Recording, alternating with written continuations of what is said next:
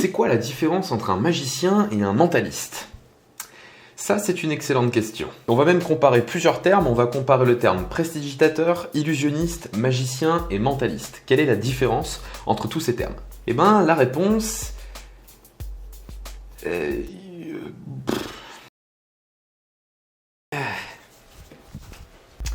Magicien. Magicien, personne qui pratique la magie. Personne qui réalise des choses étonnantes, extraordinaires. Ça, c'est intéressant.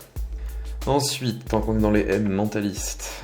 Mentaliste, ça n'existe pas dans le dictionnaire. Ça, on y reviendra, hein, c'est intéressant. Prestidigitateur, personne qui fait des tours de prestidigitation. Prestidigitation, donc, art de produire des illusions par des manipulations, des artifices, des trucages. Ça aussi, c'est intéressant. Et enfin, illusionniste. Alors, la définition d'illusionniste, c'est prestidigitateur. Voilà, donc illusionniste égale prestidigitateur. Bon, du coup, on se rend compte que tout ça, c'est la même chose, en fait. C'est créer une illusion dans le but de divertir avec des trucages, des artifices, des manipulations, etc. Et pour ce qui est des termes illusionniste, prestidigitateur et magicien, ça, c'est quelque chose qui est plutôt bien intégré chez les gens. C'est à peu près la même chose, enfin on comprend qu'on parle de la même chose à des petites nuances près, c'est plus des utilisations historiques qui sont différentes. Mais en tout cas, illusionniste, prestidigitateur et magicien, au final, ça veut dire la même chose, ça veut dire exactement dire la même chose. Et à titre perso, je préfère le mot illusionniste, parce qu'en fait, il y a la racine illusion à l'intérieur, et je trouve que c'est ce qui décrit le mieux l'art qu'on pratique. Prestidigitateur aussi, parce que c'est la manipulation. Magicien, il y a une connotation un petit peu enfantine, quelque chose d'un petit peu... voilà, la magie, quoi. Donc, je trouve que illusionniste, c'est vraiment le terme qui convient et c'est ce qui correspond à ce qu'on fait. Et tout ça, ça mettait tout le monde d'accord jusqu'aux années 2010, jusqu'à ce que...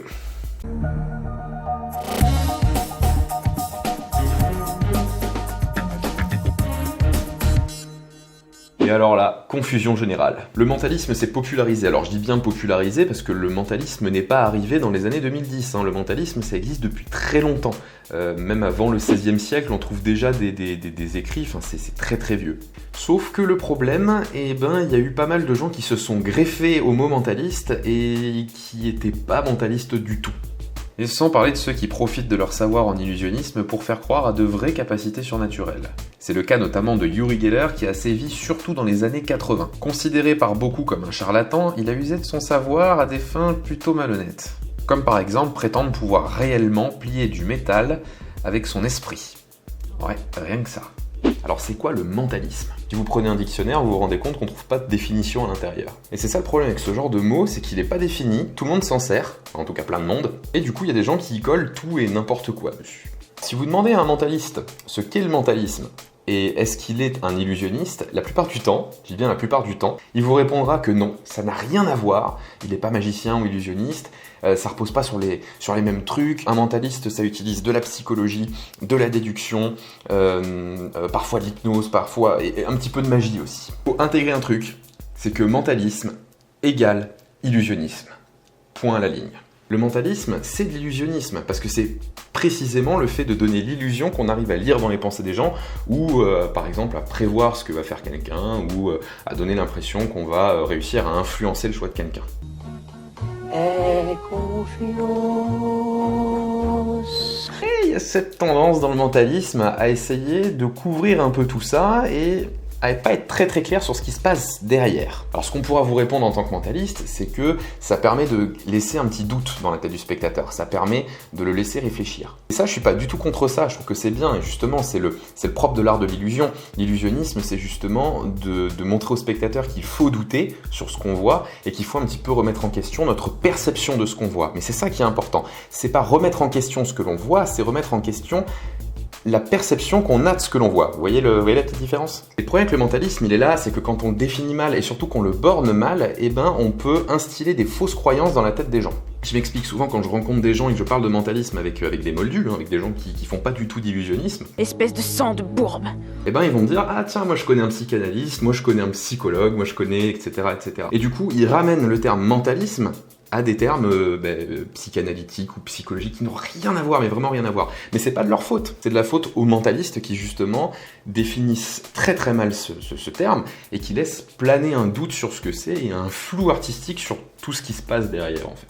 Et c'est dommage parce que je pense qu'il est préférable d'expliquer et de montrer clairement que ce qu'on fait c'est illusoire pour éviter justement d'instiller des fausses croyances dans la tête des gens. Je pense que c'est quand même mieux quoi. Alors non, on va pas deviner une carte qui est pensée par un spectateur ou le prénom d'un spectateur avec son pouls, avec les micro-mouvements de son visage, avec des pupilles qui se dilatent ou je sais pas quoi, non. Derrière, il y a un truc, alors ça veut tout et rien dire, truc, mais voilà, il y a des artifices, des manipulations, de la dextérité. Mais croire qu'un mentaliste utilise des micro-expressions pour deviner une carte, c'est exactement comme croire qu'un magicien fait vraiment disparaître une carte. Par exemple, quand un magicien fait disparaître une carte sous vos yeux, vous savez que, pour de vrai, entre guillemets, la carte ne disparaît pas vraiment. Vous savez que c'est une illusion, vous savez que c'est de la manipulation. Mais ça vous empêche pas de profiter du tour. C'est pas parce que vous savez que c'est une illusion et que vous savez que c'est pas vrai, ce qu'il y a derrière, que vous ne profitez pas du tour. En mentalisme, c'est exactement la même chose en fait. C'est pas parce qu'on sait que derrière il y a un truc que ça en reste pas aussi impressionnant, voire même plus impressionnant je trouve. Alors voilà, pour récapituler tout ça, si on prend les termes prestidigitateur, illusionniste, mentaliste et magicien, en fait, selon moi, tout ça, ça peut se regrouper en un seul terme, c'est le terme illusionniste, et qui décrit parfaitement ça, et qui décrit encore mieux le terme mentaliste pour le coup. Je sens que je vais me faire des copains, moi, après ça. Mais alors, comment un illusionniste parvient à créer une illusion ? Selon moi, on joue sur 3 curseurs. Le premier, c'est sur celui de la donnée inconnue. Très souvent, un illusionniste va utiliser une connaissance que peu de personnes ont. Souvent, c'est des connaissances scientifiques, donc ça va être des connaissances mathématiques, des connaissances physiques, en chimie, en mécanique, etc. Et pour illustrer ce principe de données inconnues, je vous propose une petite illusion très simple. Devant vous se tiennent 9 dessins, et je vais vous demander de participer avec moi. Vous allez placer votre index sur le dessin du centre, d'accord, sur le sablier. Et dans un instant, je vais épeler mon prénom. À chaque fois que je dirai une lettre, vous vous déplacerez à gauche ou à droite, en haut ou en bas, d'accord ? Au choix. Vous vous déplacerez d'une case par lettre. Mais attention, ne vous déplacez pas en diagonale, ok ?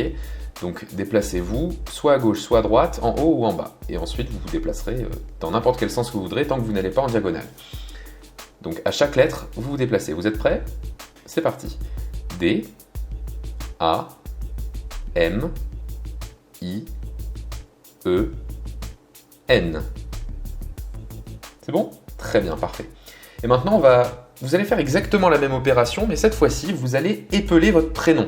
Donc, vous restez là où vous êtes, là où vous êtes arrêté, et vous repartez à droite, à gauche, en haut, en bas, peu importe, mais en épelant votre prénom. Allez-y.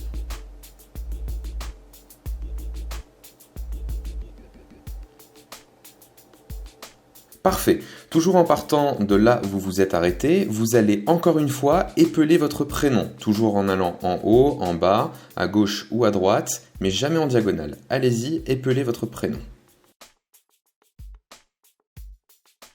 Très bien, vous allez maintenant, toujours en partant de là où vous vous êtes arrêté, bouger votre index 3 fois. Toujours à gauche, à droite, en haut, en bas, pas en diagonale, mais vous allez bouger votre index 3 fois. Allez-y. Parfait. Gardez bien votre index là où vous êtes arrêté. Et je ne pense pas que vous soyez sur la note de musique, ni sur cette barre et ni sur le trèfle. Je pense que vous êtes sur l'un des dessins qui restent. Alors on va aller plus loin. Cette fois-ci, vous allez faire exactement la même chose. Vous déplacez à gauche, à droite, en haut, en bas, comme vous voulez. Et vous allez faire ça 7 fois. 7 fois, allez-y.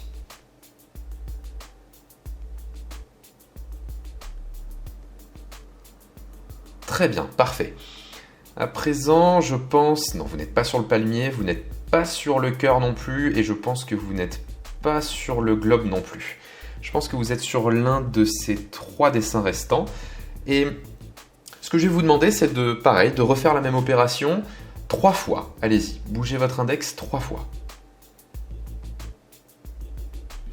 Très bien, maintenant vous êtes sur un dessin. Et je ne pense pas que vous soyez sur le sac d'argent et je ne pense pas que vous soyez sur le sablier. Je pense que vous êtes sur la cloche. C'est bien ça ? Eh bien le principe de la donnée inconnue, c'est ça, cette illusion repose sur un principe mathématique qui n'est pas très connu et qui permet justement de vous bluffer. C'est comme ça que ça marche. Et du coup, c'est une sorte de temps d'avance qu'on a sur le spectateur et qui nous permet de le bluffer parce qu'il ne sait pas justement que ce principe existe. Mais par contre, si on est face à un spectateur qui connaît ce principe, potentiellement il va faire le lien.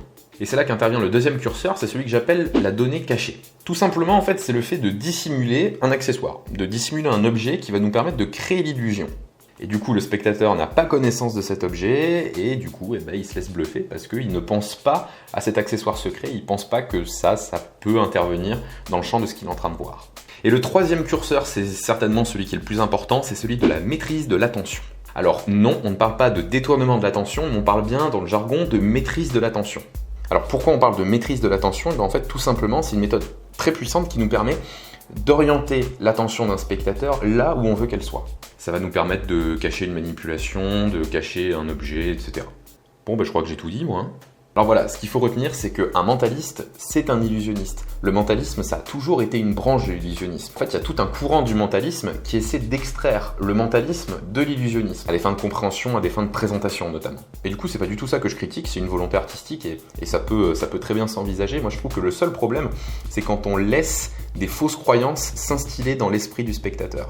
Parce que pour moi, justement, ça va à l'encontre de ce que l'art de l'illusion essaie de transmettre. C'est justement de rappeler que face à quelque chose de totalement expliqué et explicable, on peut ne pas comprendre ce qui se passe. Il ne faut jamais oublier que l'illusionnisme, c'est un art qui est là pour vous bluffer, pour vous divertir, mais aussi pour garder à l'esprit que notre capacité de raisonnement, parfois, elle peut être limitée et on a certains biais cognitifs qui nous empêchent de bien comprendre ce qui se passe. Voilà, j'espère que cette vidéo vous a plu, que vous avez appris des choses. Si c'est le cas, n'hésitez pas à vous abonner à la chaîne et à liker cette vidéo. Si vous avez des questions ou vous avez besoin peut-être de précision sur ce que j'ai dit dans cette vidéo, n'hésitez pas à le dire en commentaire, notamment si vous êtes moldu, si vous n'êtes pas illusionniste. Ça m'intéresse vraiment d'avoir votre point de vue sur ce que j'ai dit. Ça sera peut-être l'occasion de déclencher des débats, des passions, qui sait.